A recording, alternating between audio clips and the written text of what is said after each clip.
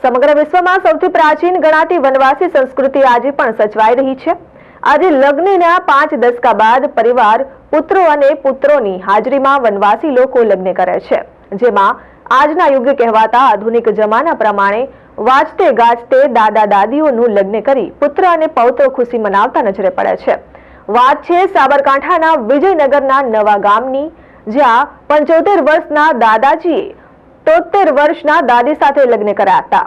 તેમજ પુત્ર પૌત્ર લગ્નને પૂર્ણપણે માણતા નજરે પડતા સ્થાનિકો પણ આ લગ્નમાં મોટી સંખ્યામાં જોડાયા છે। સામાન્ય રીતે લગ્નની ઉંમર 20 થી 30 વચ્ચે મનાય છે, પરંતુ આજે પણ વનવાસી સમાજમાં લગ્ન વિના શરૂ થયેલા સંસારમાં પુત્ર અને પૌત્રીઓની હાજરીમાં લગ્ન થવાની પરંપરા છે। વાત છે સાબરકાંઠા જિલ્લાના ગરાસિયા સમાજની, જ્યાં લગ્ન માટે 70 વર્ષની ઉંમરે લગ્ન કરવા એ કોઈ નવાઈની વાત નથી।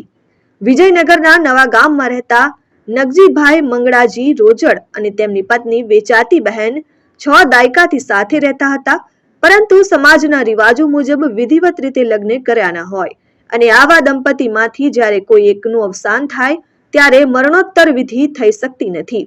ઉત્તર ક્રિયા માટે કાયદેસર લગ્ન કરેલ હોવા જોઈએ, ત્યારે આ દંપતીએ જીવનની આથમની ઉંમરે લગ્ન કરી સમાજના રીતિ રિવાજોને જીવંત રાખ્યા હતા।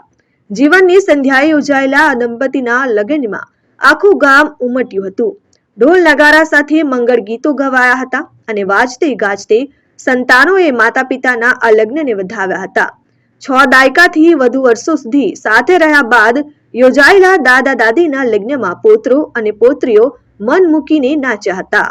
Vimal Patel, RN news, Sabarkantha.